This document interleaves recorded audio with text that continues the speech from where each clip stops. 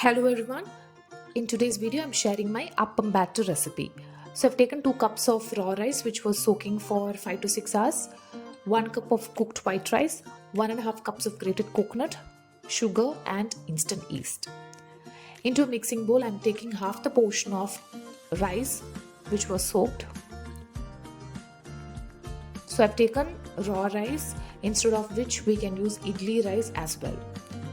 Half the portion of grated coconut. Also for coconut I mentioned 1.5 cups, but if you prefer you can also use 2 cups of grated coconut. And if grated coconut is not available, we can use desiccated coconut as well. Also 1 cup of cooked rice, so I'm taking half the portion of it.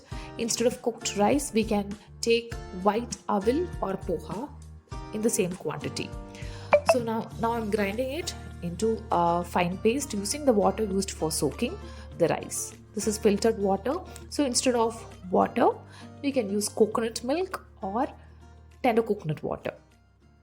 So if we are using coconut milk, then we will not require grated coconut. So grinding into a fine paste. As I said, for coconut milk the quantity will be 2 cups. So the first batch is ready. I'm transferring it into a bigger vessel. Since it is an yeast added batter, so it will double in size. So it's better to add it into a bigger bowl. So the appam batter is very flexible and we can make it in different kinds of way. As I mentioned in this video, we can use coconut milk instead of water, tender coconut water instead of water.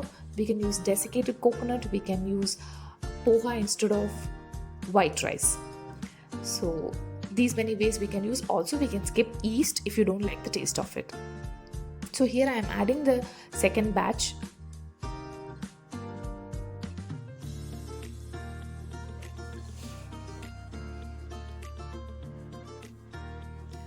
Forgive me for my shooting skills, I'm just walking here and there.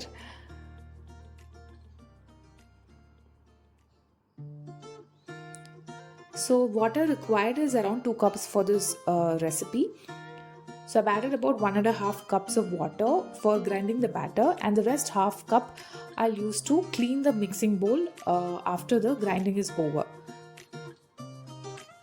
We need a very thin batter, not very watery like consistency, but thin batter for making appams, not very thick as of idli batter. So for making coconut milk, we can either extract it from coconut or you can use the coconut milk powder which is available.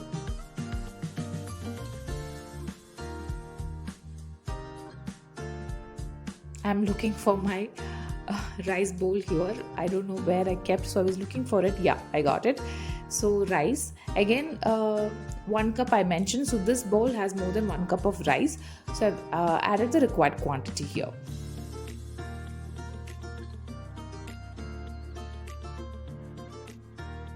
Grinding it again. So while grinding, if your mixer is getting very hot, you can use some ice cubes, or you can use some ice water instead of the water used for soaking. Now I'm adding sugar. So since it's an yeast added batter, sugar is helps in activating the yeast. So I'm adding 3 teaspoons, which will not make the batter very sweet, but if you like sweet appams, you can add up to 5 teaspoons. So this will not make it too sweet, but it enhances the taste. Also, if you want, you can skip as well.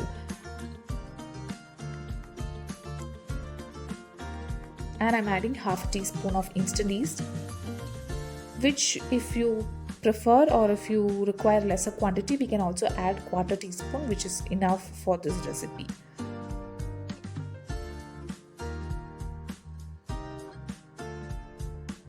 So I've grinded the second batch as well. So now pouring some water and cleaning off the mixie, and whatever batter is remaining, I'm pouring it onto the vessel.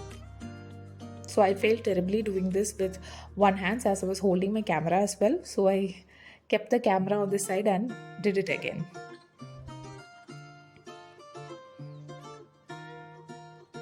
After this I'm going to add salt. So if you want, you can add salt after the fermentation is completed, right before making appam.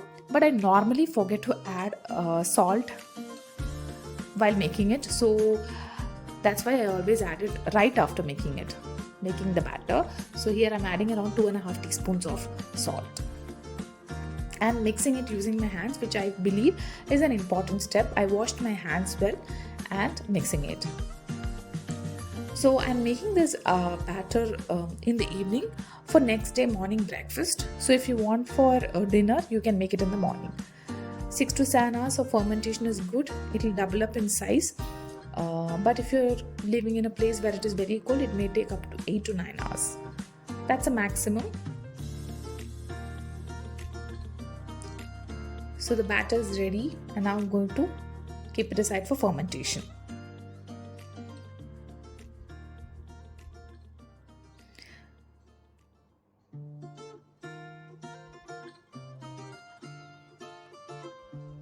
So it's fermented. Actually, it overflowed a little bit, so I cleaned off the edges of the vessel, and this is how the batter looks. Now let's make appams.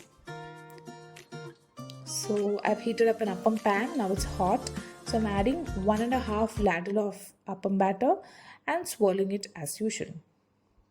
So if you like brown laced appams, you can wait for 5 minutes. So 5 to 6 minutes, the edges will be brown. But if you like white appam, in 3 minutes, the appams will get ready. And here are the yummy appams. To go along with it, I made veg stew. So please do try the recipe if you like it.